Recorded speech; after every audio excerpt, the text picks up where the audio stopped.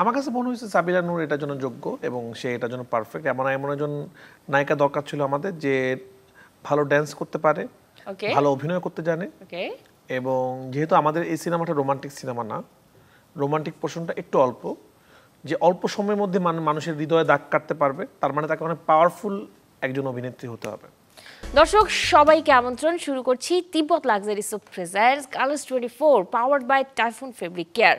সপ্তাহ ঘুরে আমি শাহরিন জেবিন আবারও হাজির হয়েছি দুজন অতিথিকে নিয়ে।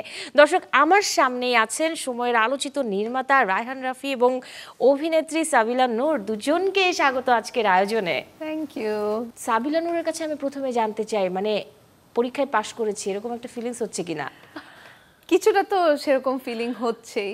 আচ্ছা, সবাই বলছে পাশ করেছি, সুন্দর মতো পাশ করেছি। ভালো জিপিএ 5 নাকি গোল্ডেন 5 কি মনে হচ্ছে? এটা তো আমার নির্মাতা বলতে পারবে। কি বলবে নির্মাতা এই জায়গায়? তো পুরো লেটার মার্ক পেয়ে গেছে, গোল্ডেন এ প্লাসের উপরে যেটা। এই যে মানে প্রথম সিনেমায় বিপরীতে দেশের শীর্ষ নায়ক, এই জন্য কি একটু নির্ভর ছিলেন কিনা? হ্যাঁ, আবার সেটাও অনেক বড় একটা প্রেসারের ব্যাপারও ছিল। কারণ প্রেসার কেন, এটা তো সিনেমা হিট হবে এরকমই একটা বিষয় ছিল। আবার নির্মাতা রায়হান অবশ্যই, মানে রাফি ভাইয়ের তো ব্যাক টু ব্যাক সবগুলোই ছবি একদম সুপার ডুপার হিট এবং আমি আসবো তার কাছে, ভালো ভালো সিনেমা। কিন্তু যেটা প্রেসার ছিল সেটা হচ্ছে আমার এবং আমাদের মেগাস্টার শাকিব খানের কেমিস্ট্রি দর্শক আসলে কতটা গ্রহণ করবেন কিংবা পছন্দ করবেন সেটা নিয়ে একটা প্রেসার ছিল। সিনেমার মুক্তির আগেই কিন্তু শাকিব খানের সাথে কেন সাবিলা নূর, এমন একটা প্রশ্ন অনেকেই ছুড়েছে, তাই না? মানে রায়হান রাফির কাছেও নিশ্চয়ই এমন মন্তব্য এসেছে ছবি মুক্তির আগে, কি বলবেন? না, এটা মানুষ তো অনেক কথা বলবে, তো মুক্তির পরে যখন রেজাল্ট দেখছে তখন সবাই বুঝতে পারছে। যখন গান রিলিজ হয়েছে আমি মুক্তির আগের কথাই বলতেছিলাম যে কেন সাবিলা নূর।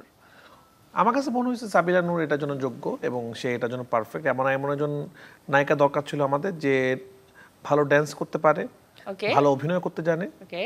এবং যেহেতু আমাদের এই সিনেমাটা রোমান্টিক সিনেমা না, রোমান্টিক পোর্শনটা একটু অল্প, যে অল্প সময়ের মধ্যে মানুষের হৃদয়ে দাগ কাটতে পারবে, তার মানে তাকে অনেক পাওয়ারফুল একজন অভিনেত্রী হতে হবে।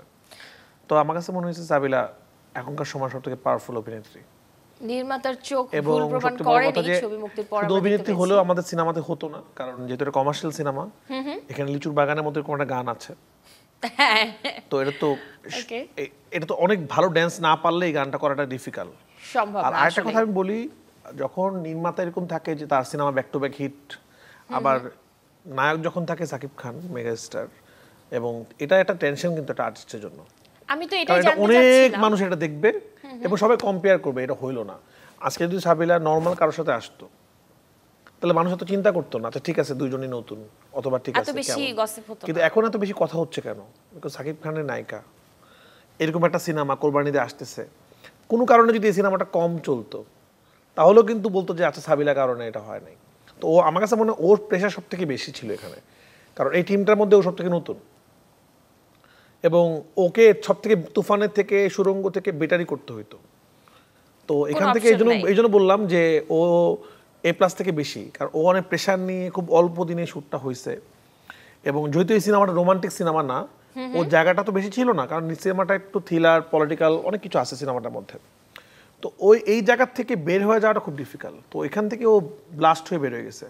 আপনার সিনেমা দেখলে তুমিও বুঝতে পারবে খুব ভালো করছে।